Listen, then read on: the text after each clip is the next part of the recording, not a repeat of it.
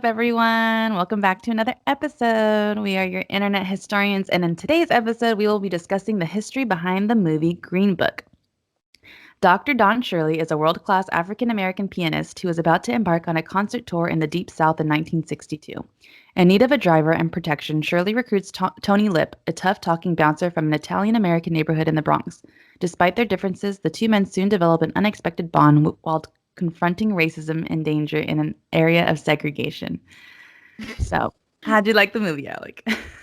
I like this movie. This is the second time that I watched it. The first time I was when they announced the nominations for like Golden Globes and Oscars, I always try to at least watch the Best Picture nominations. So that's why I watched this movie, even though I was just kind of like, it sounds okay at the time, but I'm just like, gotta make a concentrated effort, gotta watch these Best Picture nominees so I can't get mad if if I don't agree. Because this did end up winning Best Picture. When it came out in 2018, I believe. 2018? That or 17, I forget. Yeah. One of those Yeah. two. Yeah. But I like this movie. It was entertaining for sure. What Mhm. did you think? Yeah, I liked it as well.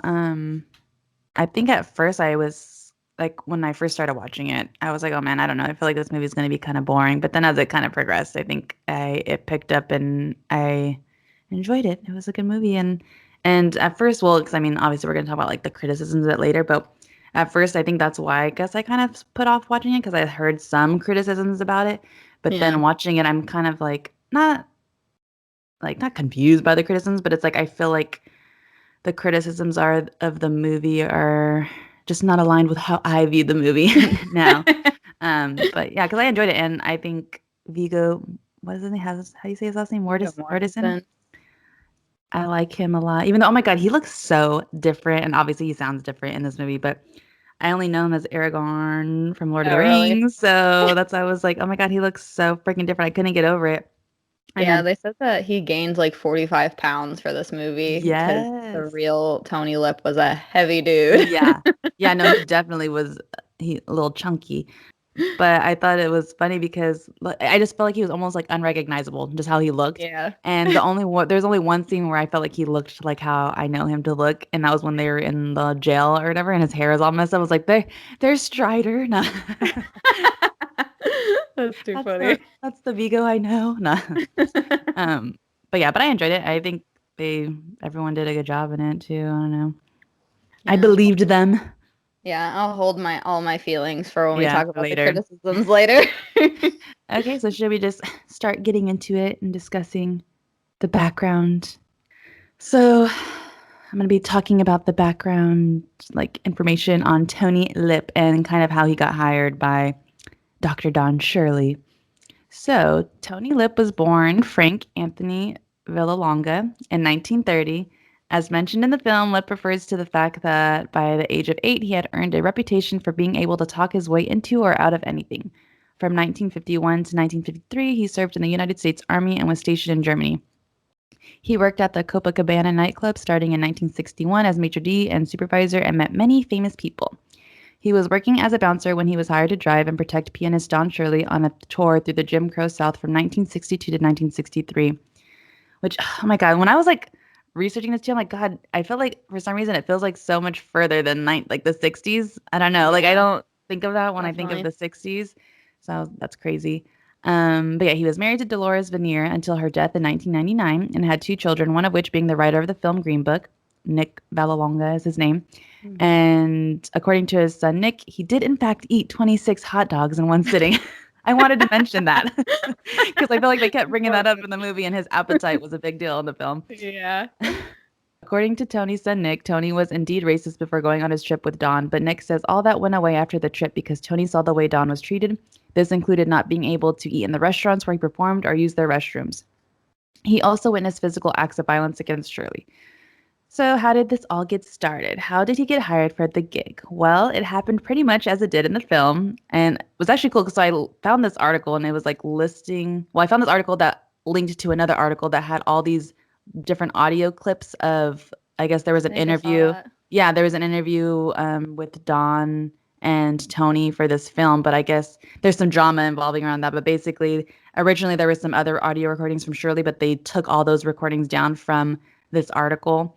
But they said that if you go to like the Wayback Machine, you can find all those original recordings of Shirley. And I don't know why they deleted it. I guess there's some like not conspiracy, but I think they think it's like I don't I know, don't kind of know. sketch. Yeah, they were talking about they weren't sure if it was because of the filmmaker, which I have his name somewhere, because Don was part of a documentary on I want to was it on Carnegie Hall, I want to say, I called think so because it was called La Boheme or something like yeah, that. Last Bohemia or something Oh yeah, like yeah, yeah, that. Yeah, yeah. so the clips were from that. And yeah, they couldn't decide if the person that you're talking about, the article or video and stuff, they were talking about if the clips were taken down either by that filmmaker, at his request because they were like technically his clips, or if they were requested to be taken down by his family because the family didn't agree. Hmm.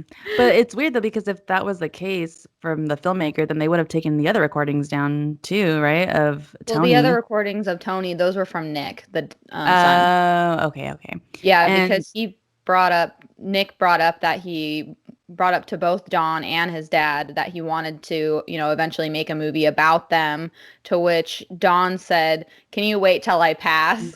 He's like, "I'm yeah. for it, go for it, but just wait till I go." And then, because of, lots of theories as to why he asked him to wait, but that's why he started recording interviews with his dad because he wanted to get all his experiences before, he got older. Hmm. Even in the article itself, it says like the person who wrote, not the article, there's too many articles. The one that with Yeah. the audio recording clips, the article, even I was reading like the description, I guess, or the person kind of setting up the tone, I guess, for the audio clips. And they even said like, oh, watch, like listen to these audio recordings like basically as soon as you can because I don't know how much longer I'm going to be able to have them on here. So that in of itself, I Ooh, was like, oh, so they had to like they knew going into that they might have to delete some of these audio clips, but scandal. yeah, and but it's actually pretty funny listening to. I listened to quite a few of them from Tony, and it was like they kind of made me crack up the way he was talking because even his wife was in some of them, like in the Oh, background, like really? being like, "You don't forget to talk about this," or whatever. He's like, "I'm getting into it," or like I don't know, just how he would talk to her. And I was like, "Oh my God, this is hilarious!" That was too And funny. then I guess Nick, I didn't realize that was the one who was kind of interviewing him. You can hear him in the recordings as well, and he's like, "Well, then tell me." He's like, why did there was one where he's like, why did you get the job? He's like, because I needed a job. And then I don't know, it's just like how they're just talking. It was just very funny to me.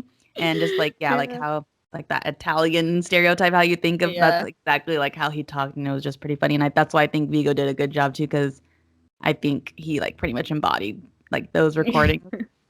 Okay, now where was I?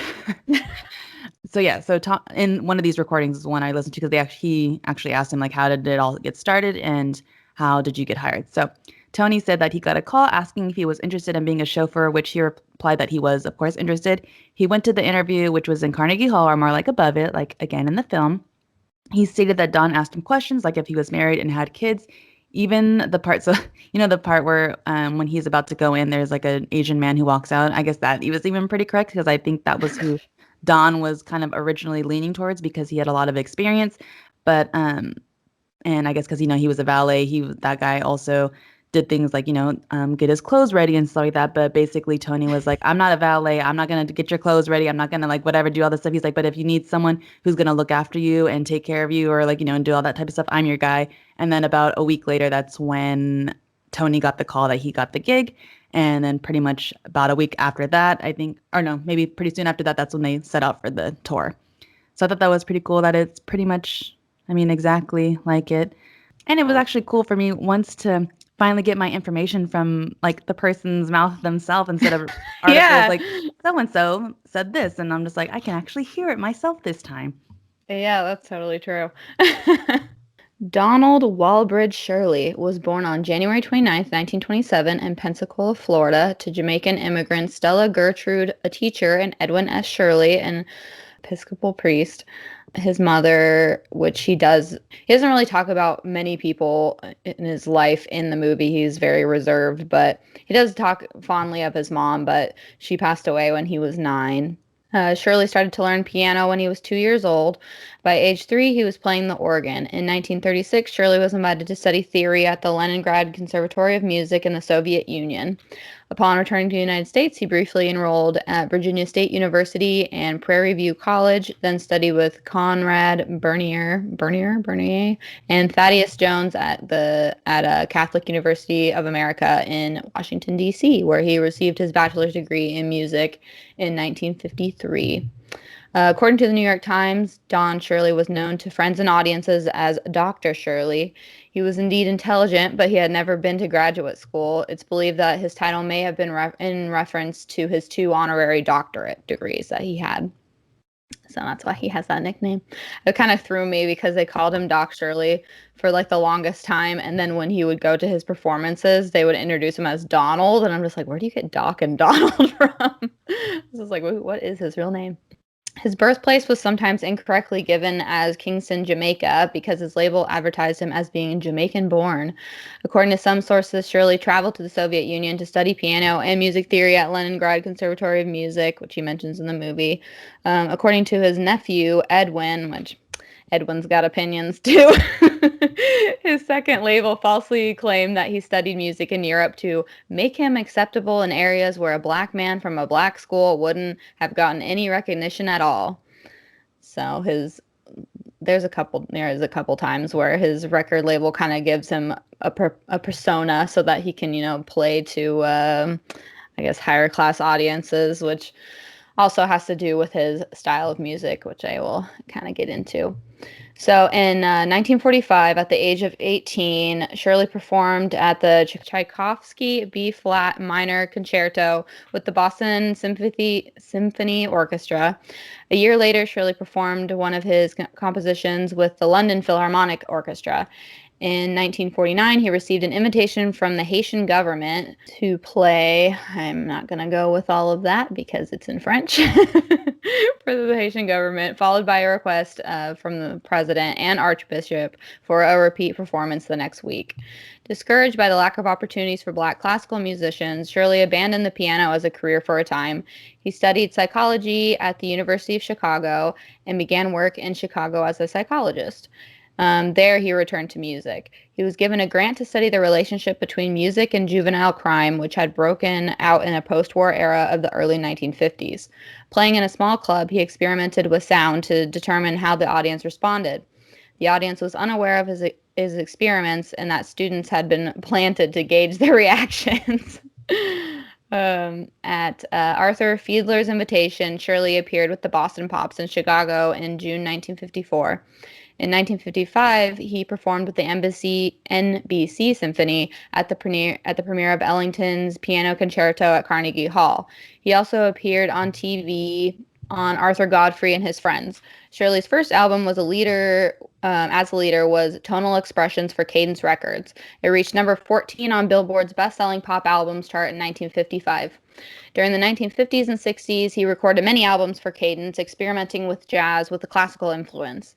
In 1961, his single Waterboy reached number 40 on the Billboard Hot 100 and stayed on the chart for 14 weeks. He performed in New York City at Basin Street East, where Duke Ellington heard him, and they started a friendship. During the 1960s, Shirley went on a number of concert tours, some in southern states, believing that he could change some minds with his performances. For his initial tour in 1962, he hired New York nightclub bouncer Tony Lip as his driver and bodyguard. The film controversially depicts Shirley as estranged from his family and alienated from other African Americans. Shirley's surviving family members disputed this, stating that he was involved in the civil rights movement, attended the 1965 Selma to Montgomery March, and knew other African American artists and leaders.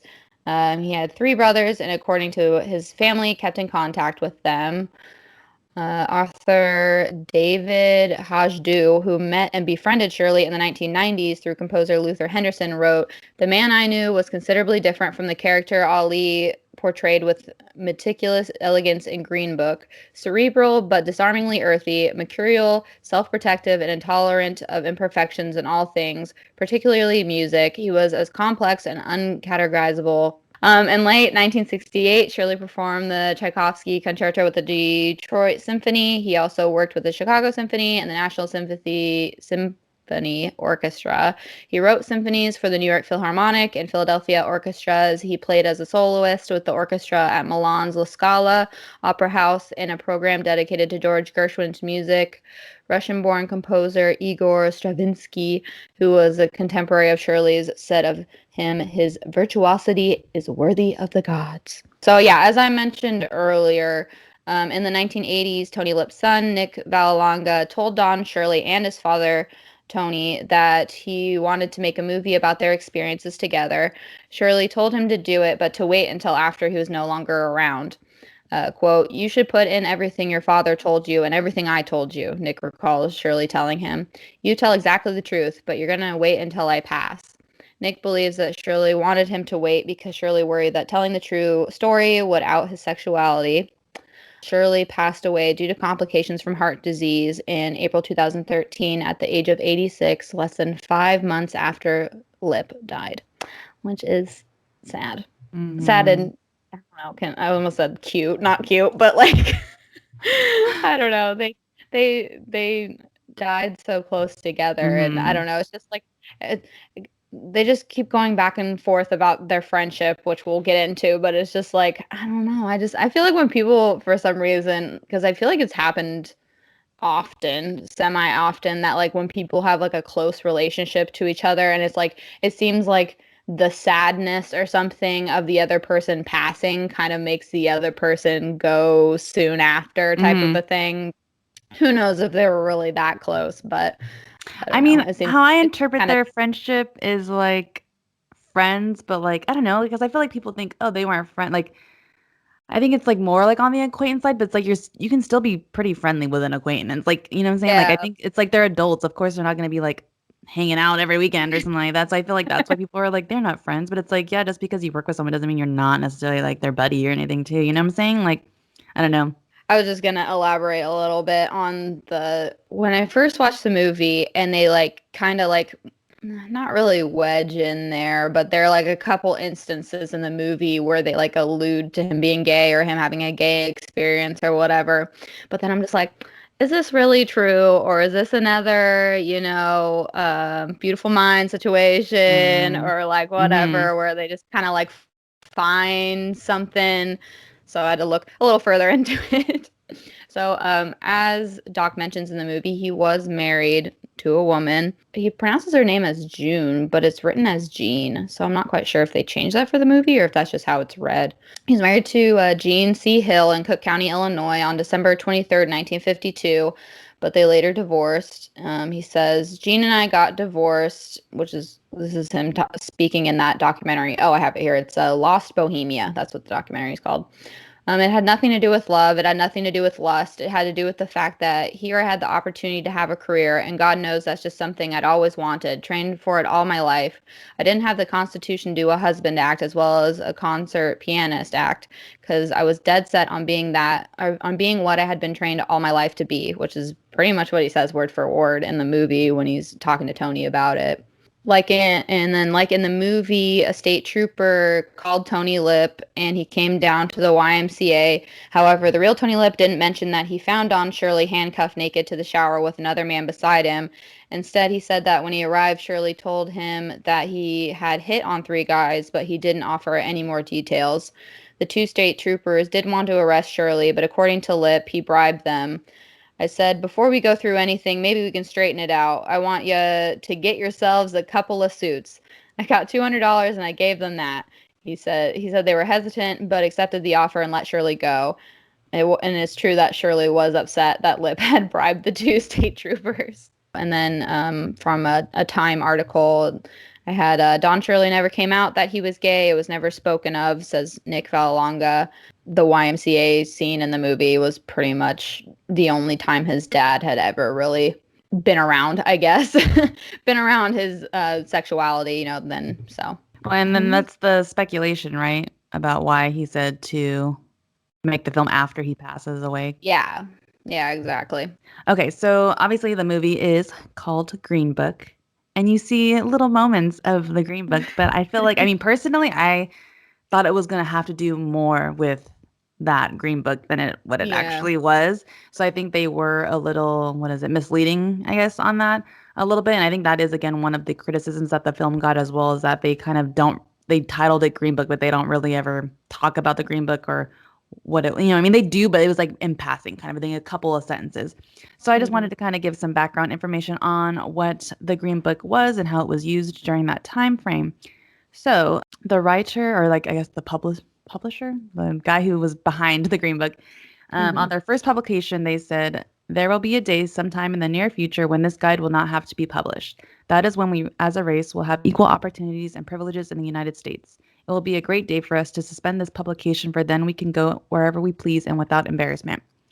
And yeah, that was written, I think, at like the end of the introduction of the first publication of the Negro Motorist Green Book. So it was first created in 1936 and was the brainchild of Victor Hugo Green. Inspired by earlier books published for Jewish audiences, Green developed a guide to help Black Americans indulge in travel without fear. The first edition of his Green Book only covered hotels and restaurants in the New York area, but he soon expanded its scope by gathering field reports from fellow postal carriers, because he was a postal carrier, and offering cash payments to readers who sent in useful information. By the early 1940s, the Green Book boasted thousands of establishments from across the country, all of them either Black owned or verified to be non discriminatory. After Victor Hugo Green died in 1960, his wife took up the publication for a few more years. In 1964, the Civil Rights Act bans racial segregation in restaurants, theaters, hotels, and parks, and other public places. Just 2 years later, the Green Book quietly ceased publication after nearly 30 years in print. And that is a very like small kind of background, I guess, information on it. There was like a lot actually about it. And it was kind of interesting the things that they wrote, like basically like even if so obviously in like metropolis areas where it's like a heavy population, those ones had more places where Black people could go. But obviously if it's more rural or like not in like, a big area, they had less options.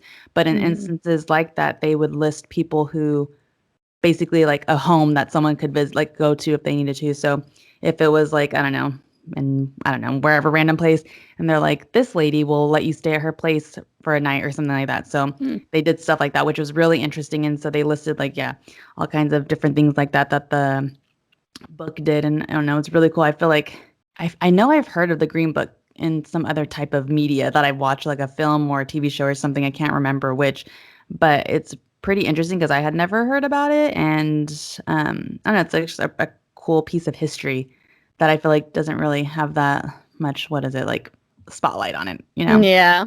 And they even wrote in the book, like, like make sure, I guess it was available at gas stations where people could purchase it. And a lot of, I guess, white people didn't even know that it existed because, I mean, obviously, like they weren't really looking for it.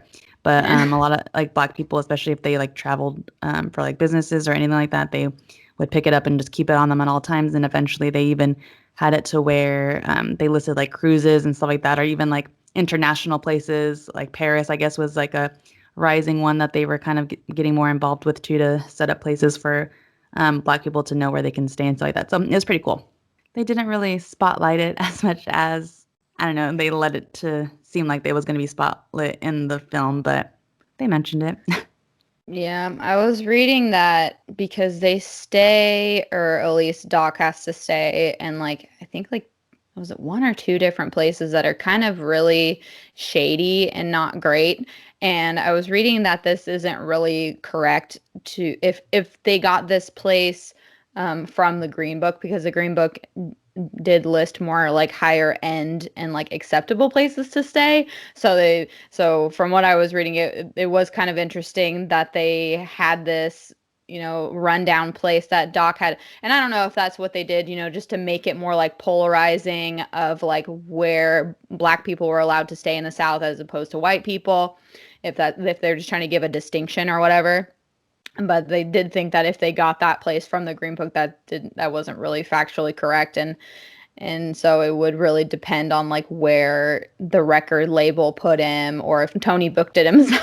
hmm Or yeah. Yeah, and I also So, read too that I guess the Green Book would list like towns that were like the sundown towns, like basically, in the mhm. film how like they can't have a Black person in town after or like out and about after sundown, and they would list places like that too for the Black motorists to be aware of when they were traveling. So it was really informative. And I guess they even had like articles in some of them of the Green Books. And I guess the Green Book also never explicitly talked about race, but they did kind of, I guess, subtly talk about it in ways like I think there one of the sentences said something along the lines of, like as Black people, we have to deal with whatever, like pretty frequently, like race, like they didn't say racism, but they like basically hinted at like racism pretty frequently. Mm. So da da da, like they would just kind of say that, but they are pretty positive, I guess, in it. So they never really talked about any like outwardly racist or anything like that type of things. But it's pretty cool. But they did, I guess, also like when the civil rights movement was kind of happening, they did kind of talk about that. Oh, and speaking on the sundown towns thing, that was another thing that was in my research that was kind of inaccurate because I can't remember. I want to say, were they in Mississippi? I'm not quite sure what state I they were think trying. so. I Yeah, think it was that they Mississippi because I were remember in. in the film I was thinking, of course, it'd be Mississippi.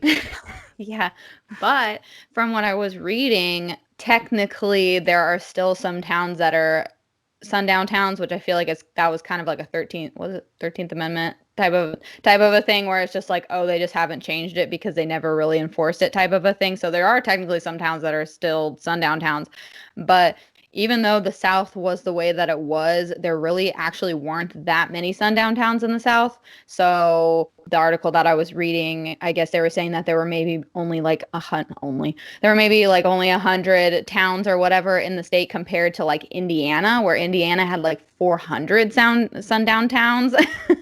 Which is Oh like my you don't really God. think about like Indiana type because Indiana's up there, you're just like, yeah. So that was kind of inaccurate and like loosely based, I guess. But I just remembered, I think we were just talking before or after we were recording, but the show that I was telling you about, Lovecraft Country talks a lot about because they I think the dad, I don't want to say he's the author, but I think he's supposed to be like a contributor to the Green Book in the show. And then they also have a whole like sundown town, I want to say episode, or maybe like Hmm. part of the episode, but highly recommend Lovecraft Country. It's so well done. It's largely has to do, with race relations and stuff like that. But the show pretty much starts with the father having to travel around and add more entries to the Green Book when they go to a restaurant and, try to suss out whether or not Black people can eat at this restaurant type of thing so that he can put the entry in the book and stuff like that. So Hmm. that's a newer show that does talk about the book a little bit. And that's where, like, I had gotten more, like, I feel like I had more information from that show than from this movie That's cool. called The Yeah. Green Book. So it's kind of like what you were saying. It's like it's called The Green Book, but they don't really talk about it too Yeah. much in this actual movie. So who knows? That's cool though. Yeah, I didn't know. highly I didn't recommend realize that. that's what because I've been interested in Lovecraft Country, and even Chase was like, "Oh, I'm sure. I think you will like this show." But me and new shows, it takes me forever to get on them, so I haven't watched it yet. But it's definitely on my to watch list. Super good. Okay, so let's talk about that Prejudice All doc right. slash Don Shirley based on the road. Continue on down to the south.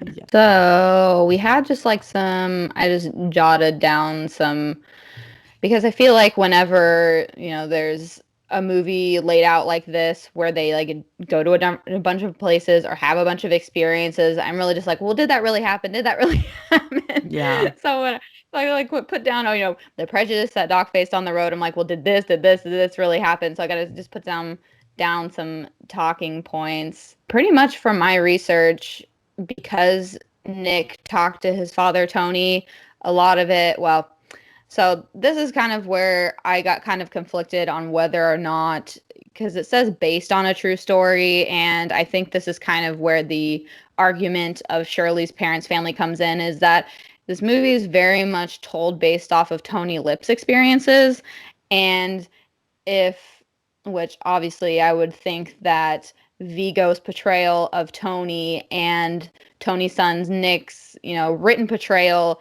if he's, the bullshitter that we're meant to believe he is, it's like, I don't know, should I take everything in this movie with a grain of salt because it's Hmm. just like that's Tony's experience and who knows if that's really Doc's experience type of a thing.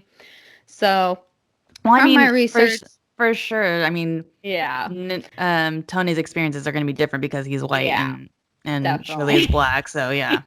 I mean, obviously, as I think you had mentioned, he was, racist at the beginning, and he kind of Doc kind of like changed his ways a little bit and changed his mind because I'm sure after seeing stuff and how he was treated, it's like how could you not really change your feelings on it because now you're having to deal with it too, type of a thing and you have to protect him and all that stuff. So it's just like you couldn't be completely oblivious, but yeah, it definitely is very much a black experience versus a white experience type of a thing. One of the things that I wrote down I had was the Nat King Cole story reel, which I feel like kind of sort of like spurred why they needed Tony in the first place.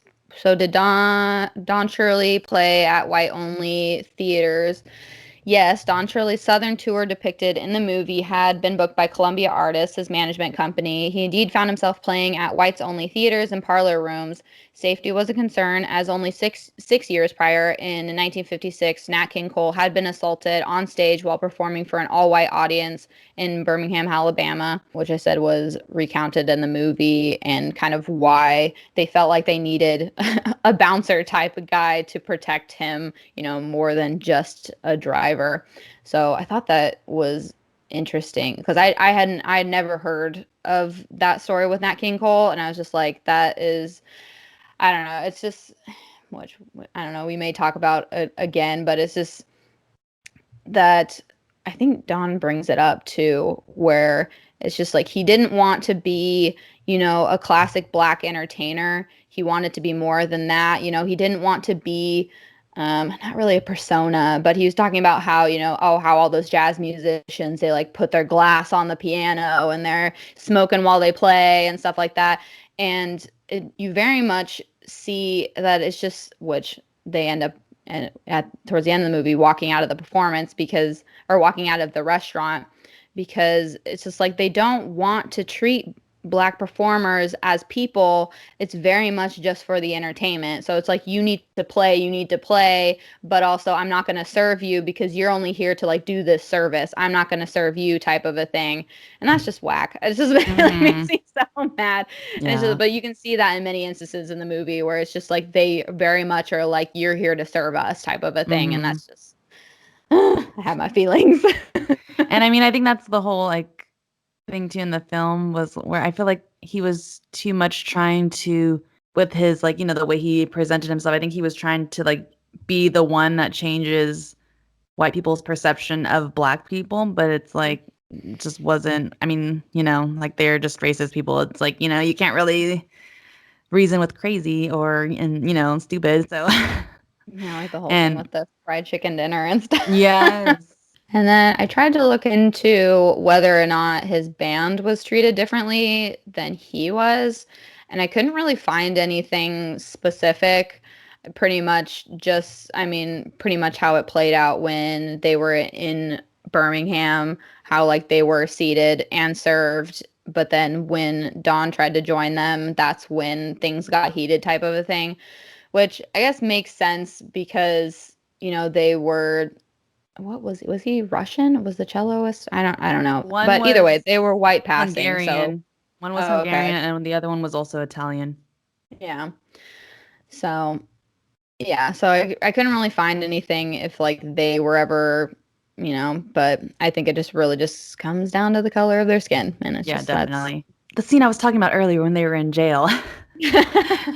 So I mean, this pretty much, I guess, kind of sort of happened, but like some of the timeline, like they kind of took instances from different things that happened in different cities and just combined it all into one scene for the film kind of a thing. probably should have started this whole movie, which as per usual Oh, is very yeah. condensed.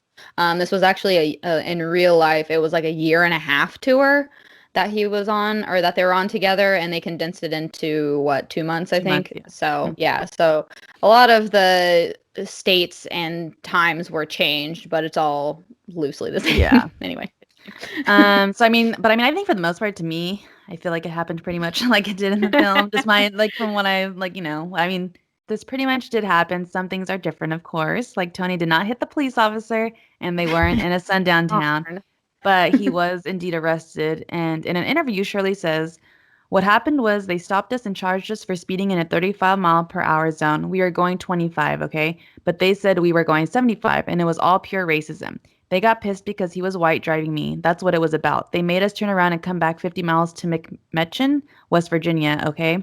Shirley was not even allowed into the jail except to bail Tony out. So I guess because that was the part I was kind of because I was looking at two different articles. Well, one was the audio recording that I had mentioned previously that I heard of Tony, and then this was like some other article that I found, and they're both accounts. So this is also why I'm like kind of inclined to believe that they were kind of friendly and stuff, is because I feel like Mm-hmm.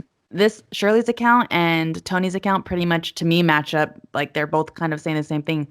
Because at first I was like, well, why did Tony get arrested and why was Shirley not arrested? Because in the film they say that they both arrested, but Shirley says that he wasn't arrested and that just Tony was. And so then I had to kind of like try and piece it together. And so basically, the police officer had made them follow them to the police station to pay for like the fine for going for speeding. And I guess Tony was basically like, I'm not paying that fine, and that's basically Mm. why he was then arrested.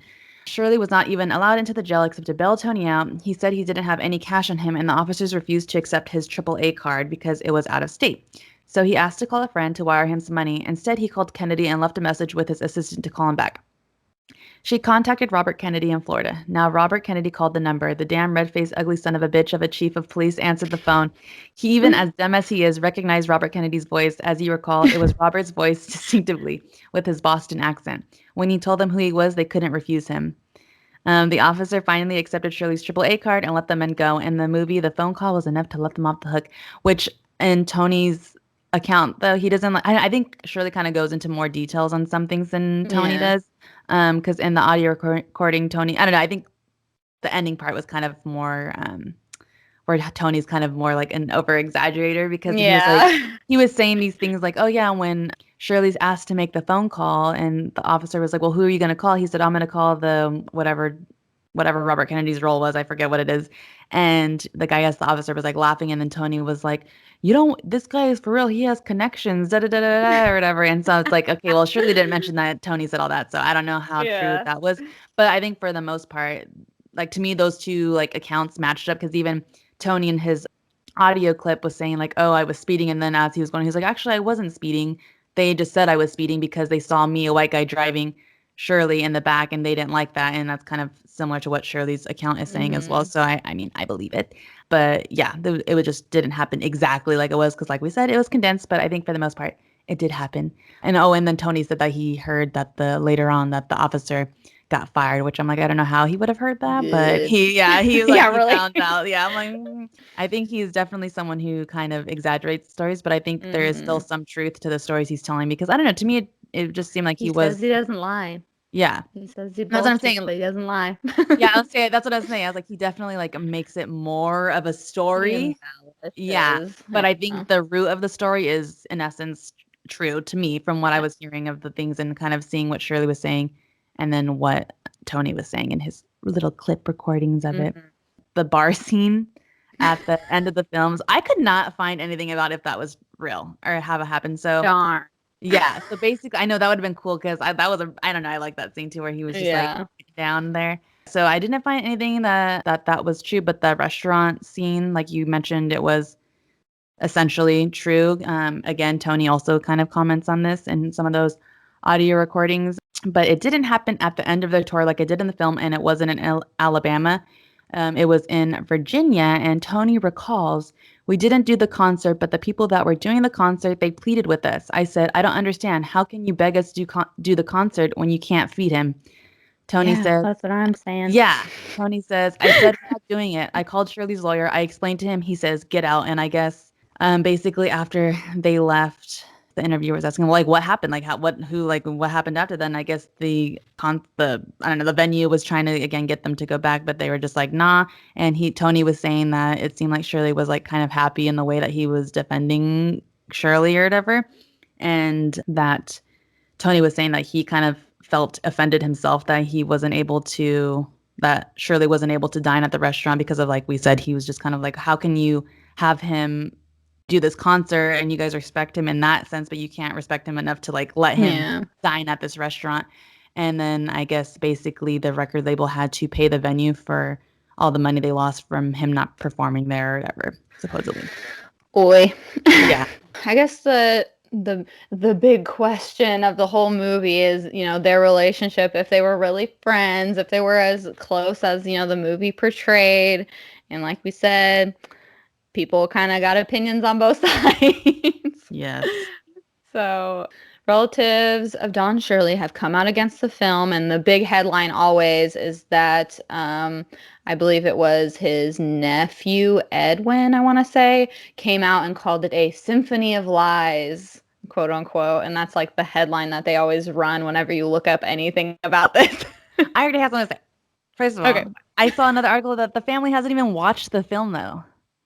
They did. If you find, there were later articles where some of them actually finally went to a Okay. family and friends screening, and I Hmm. believe the director, because the director also co-wrote the movie with Nick.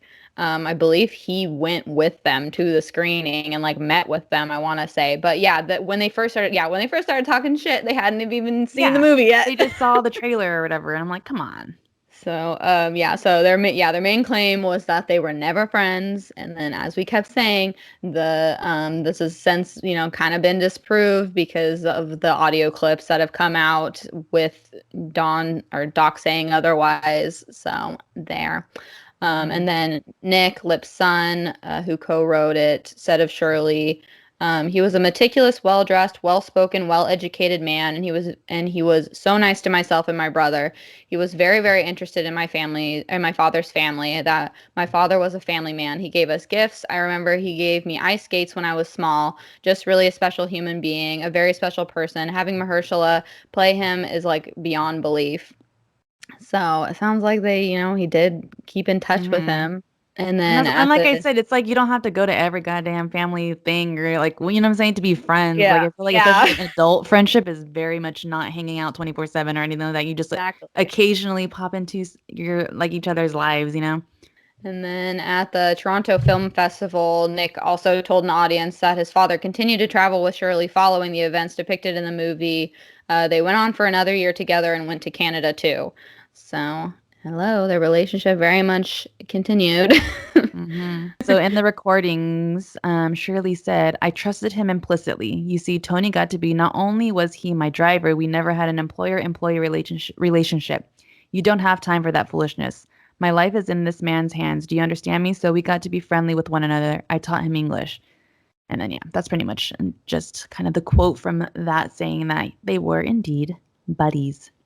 Yeah, so as I mentioned, the family was upset because, he really did Doc really did. He had three living brothers at the time, and I think his brother Maurice was saying that they were always in contact. There wasn't a month where I didn't have a phone call conversation with Donald. So that's their point of view of it all. So I Hmm. kind of wanted to figure out what the director felt on all of this criticism.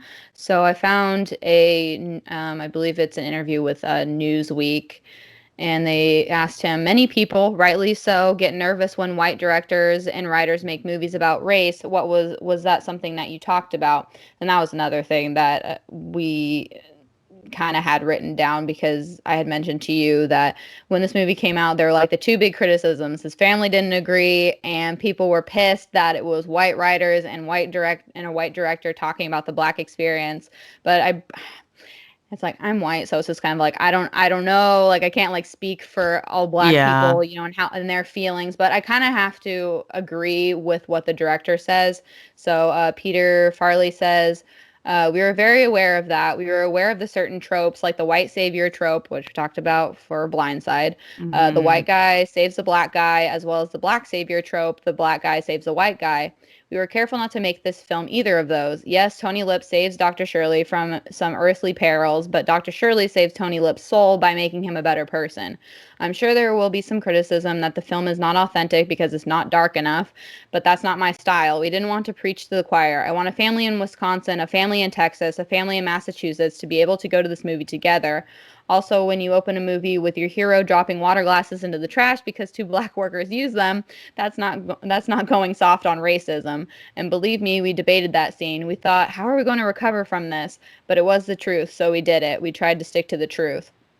So I kind of have to agree because they do have some tough moments in the movie, but I guess my takeaway from the movie was that it's very balanced. I feel there were some, funny moments. It's not it's just not very dramatic. I guess not dramatic, but like you said, it's not dark, I guess. This isn't 12 Years a Mhm. Slave, but it's not he wasn't trying to make it, this is the same guy who did the Dumb and Dumber movies. So it's just kind of like it is more serious for him, but it's not like, I don't know. He isn't trying to make a statement on it all. He's just trying to tell a story of how it went. So, Exactly. And that's kind of, I guess, yeah, like I know we have it written that we're gonna talk about later, but we can all talk about it now too. yeah. Because that's exactly how I felt. Because before going in it too, I think after kind of watching it, I was kind of like, I feel like they're not addressing racism enough in the film, at least when I was watching it. And then as I kind of like watched it more, I feel like I left the movie feeling like that wasn't the main focus of the movie. I feel like the main hmm focus to me was two men who come from like really different backgrounds, kind of coming together and being forced and not forced, but being in a situation where they have to kind of, learn from each other and become hmm friends from it. And that's what I kind of saw it as two people just kind of, despite their differences, becoming friends and kind of seeing each other on a different level than they had previously seen each other. And Definitely.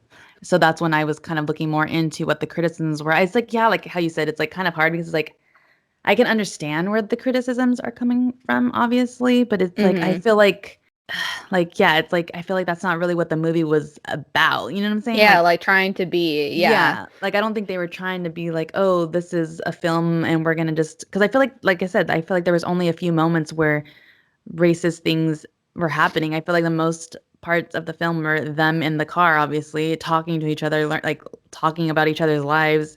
And yeah, it's hard because it's like you can see it, but it's like I feel like they're in like when they were saying the white savior thing, it's like I didn't feel like Tony was saving Doc's character at all. I feel like, you know what I'm saying? Like I feel like it was like Yeah, you he was said, doing his very job. yeah.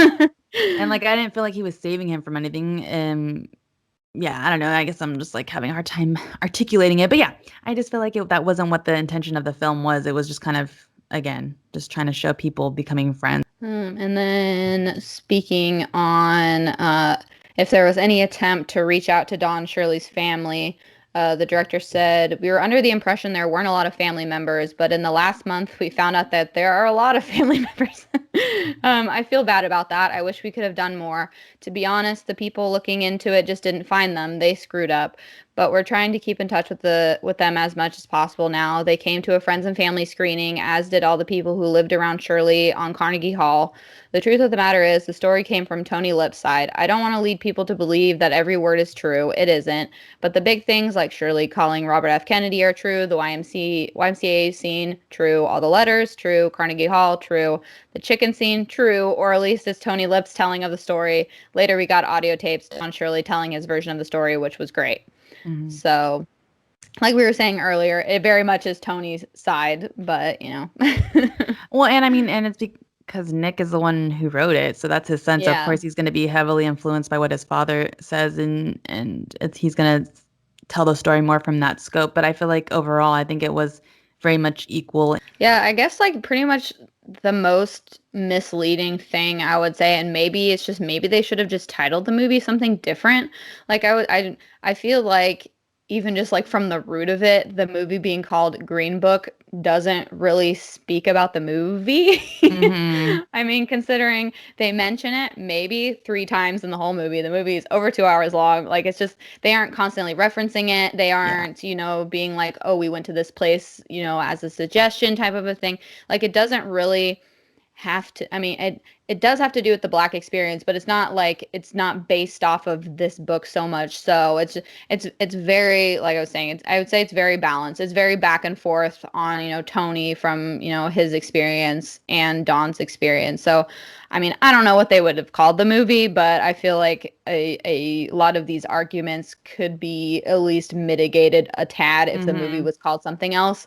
Because Well, it's like and what you're saying, his family hadn't even seen the movie yeah. yet, and they were like, Already so, saying stuff. And I think also even just like the description, like the one that I read about how what did I say? What was it? About, oh yeah. while confronting racism and danger in an era of segregation. Like, yeah, they did those things, but I feel like it wasn't like that wasn't a heavy aspect in the film. So I feel like if even if they just changed the way they marketed the film, I think it would have maybe made people not as angry about Yeah. it. Yeah, because I feel like it sets up people's expectations, definitely, and they're, looking for the movie to be something that it never was. Yeah. So, yeah, I feel like they definitely should have been like, oh, this is more about, two guys overcoming their differences and their Hmm. upbringing or whatever and coming together to find a working relation. I don't know. But yeah. And like also too, I think maybe what might be a criticism because even when I was reading it, you know how Nick was saying that basically, his dad was racist, and then basically after this trip, he was like cured of his racism. And Hmm. I feel like it is a bit more nuanced than just being like, one trip and you're free from all your racist freaking prejudices and all that stuff. So it's like I think that also is a little bit misleading, but so I feel like maybe they could have maybe addressed some of that more because I feel like they didn't really. He never outwardly spoke about any of his racist tendencies. He was just kind of like the guy who started looking out for Shirley. So I feel like in that regard they could have maybe added something in there about how he's realizing that he was racist and then how he overcame that through this experience. But they kind of just like showed the clip of him being racist, and the next thing you know, he's like, hey, buddy buddy with him and helping him out and getting him out of these Yeah. situations and getting pissed off when he sees him, with these people who are treating him differently and whatnot. And also one thing too, so the guy who created Lost Bohemia, I guess he was kind of a part of that same community with artists and stuff like that. Oh, like And the artist lofts or whatever that they yeah, had above Carnegie Hall. Yeah. yeah. And so his name was Joseph Astor. Hmm. And there's a quote here that he said too, because I think he heard about like the criticisms from the family or something in that regards. But this is what Yeah. he said. He said, family members will certainly offer you a starkly different characterization than those who knew Shirley as a recluse in his later years in the Carnegie Studios, as I did. The Dr. Shirley we see in Green Book contrasts greatly to the one I knew as neighbor in the Carnegie Studios in the 1990s, but that doesn't necessarily mean one or the other is inaccurate. So I think, I don't know, to me, that him saying that is kind of like, yeah, like people are going to view someone differently. Like I'm sure like, my family sees me differently than like my friends and like my husband and stuff like that. Hmm. So I think that is, I don't know, Hmm. pretty true. So it's like, I think one person can know him as a recluse and then his family can know him as the one who's like actually really involved with his family. Cause you only see so much of a person and can truly, know who they are and how they act and whatnot. So, I think one of his like music students came out and said essentially the same thing, that it's just kind of like, well, that's maybe, how they feel, but that's not personally how I knew him in his later years or whatever. So hmm, who's to say? He's yeah, passed on exactly. now, but Yeah. yeah. I mean, it is unfortunate that the family is like that upset about it. Obviously, Hmm. I think everyone's intentions are probably because like someone, I think another article was like basically saying how they just think the family's bitter because they weren't consulted over the film, which I Yeah, mean, I saw yeah, that too. yeah, but it's like, but at the same time, I kind of get it because it's like they're probably just also wanting to make sure that the way that their family member who has passed on is being represented accurately, and like obviously it's nice to get people who are in his family's input on who he was as a Yeah. person because like that quote was just saying he is also who they know him to be as well. So it's like if you want to Hmm. know the full, scope of him, they should have consulted everyone in his life. So I don't know. So I guess I can see it from that point as Yeah. well. Feel like that would definitely be more so true if they had painted him in a negative light, but I don't know. I loved his character and I Well, loved Mahershala's telling of yeah. him. Well, I think they But just didn't like that yeah. the film portrayed him as being so distant from his family because they're like, no, Yeah. he wasn't that distant from us. Like, that's like anyone, like if people were to say I'm distant from my family, I'd be like, no. Like, I don't know, like it's just like you want people to be portrayed accurately, and Yeah. if he was actually as involved with his family, then I'm sure they don't want it to be portrayed like they just kind of left him or didn't care about him kind of a thing as well when they in fact did. But Sure. yeah, oh, but did they spend Christmas together? I couldn't find anything specifically about that. I mean, besides what Nick said that, he got them gifts and stuff, Yeah. but yeah, I was kind of like look into if they like stayed friends and it was pretty much just like, oh, he did stay in contact and was very interested in his Mm. family and then they went on tour again together. But yeah, I couldn't find anything if, Yeah. he magically showed up at the door. I mean, Like, but even hello, I'm here. because you know how like obviously he was racist in the beginning and then his family kind of they were too. And I think Mhm. that whole scene team kind of glossed over that aspect because then the family just immediately welcomes him into their home and they're just like, oh, this isn't weird. Like, come on in, like. Yeah. And so I feel like some things like that they did kind of just I gloss mean, over and not. I don't know. I kind of feel like it didn't really need to be said, kind of, because I mean, obviously, what was his wife's name? Dolores, Hmm. I think. Yeah, Hmm. she obviously was okay the whole time. Like, she Yeah. didn't care. Like, she just saw people as people type of a thing. And I mean, at least the impression that I got type of a thing is, well, if Tony's okay with it, then the family's going to be okay with it because they know how Tony is type of a thing. And it is Mm, his house. And I don't know, that's they're true. Italian and that's just how things are. I don't know. Yeah, but then But again, that's like kind I of said, how I saw it. But yeah, who and they knows? did condense it as we know, but I think that's Yeah. I'm just I guess saying why people could be upset about it is because of that. But Yeah. I totally think because even that scene where they're at the table and I forget his cousin or whoever it was said some comment about Shirley, and then Tony was basically just like, no, don't call him that or don't say that or whatever. And then the guy was like, Yeah. okay, and then that was like the end of it. Yeah. Okay, whatever you say. Yeah. So I mean, I guess in those ways they're kind of showing that, but it's just like, yeah, I just can see why people would be like, hey, you didn't flush that out enough for like something like Yeah, that's kind of for really sure. important. What are your final thoughts? I don't know. I like this movie and I don't know, I liked it better than Blindside. I don't know. I always feel like Yeah, like compare it to other movies. I mean, yeah, But you try not to. uh, yeah. I think in the way, and that's what like that is a big difference too, because I feel like the criticisms of Blindside are like completely like accurate in the fact that it was Yeah. definitely kind of that, but I feel like in this one it's a little, I don't know, more difficult to sort that type of thing out because I feel like there's just a lot more about it than just. So I think it was good and I think it did a good job at telling the story it was trying to tell. Regardless, I feel like these types of movies are going to get criticism because there's no way that you can do a whole like I don't know, you can't correctly portray anything this what is it? Nuanced or this like I don't know difficult of a thing to talk about in one like however like hour 2 hour long film. So I Yeah. think it's always gonna have some, which is I mean that's totally I think not a bad thing because I mean obviously conversations should be had about this thing constantly. But I do what is it? Recommend the movie. Yeah. I And liked I it. I think enjoyed it. as opposed to Sandra Bullock's Best Actress win, I do have to agree with Mahershala's Best Actor. I think Yeah. he won a Golden Globe and an Oscar, Oh I wow. want to say, but They yeah or at they I least think they both did good. I think Vigo did really yeah. well too. I believed his character. I was like, oh my God, he sounds like I'm like I had a hard time like I was like, I cannot believe his voice sounds like this when I know his voice to sound like something else. And yeah. And Yeah. apparently the reason they based their performances off of those audio recordings as well. So that's I think why Mm. they did kind of a really good job is they kind of listened to those and then took that and developed their character. Thanks for joining us this week on the Internet Historians. If you enjoyed this episode, make sure to follow us on Spotify, Apple, Google Podcasts, all the podcasting places. And we would also love to connect with you. So give us a follow on Instagram as well as subscribe to us on YouTube. And yeah, on Instagram, we give you those photos of the people from the episodes we discussed. So you can check that out after you listen to this episode or whenever if you just want to browse While you're Instagram. listening to it. Yeah. Next week, we'll be discussing Steve Eisman from the movie The Big Short. So don't forget to tune in. Thanks again, and we will see you next week. Bye.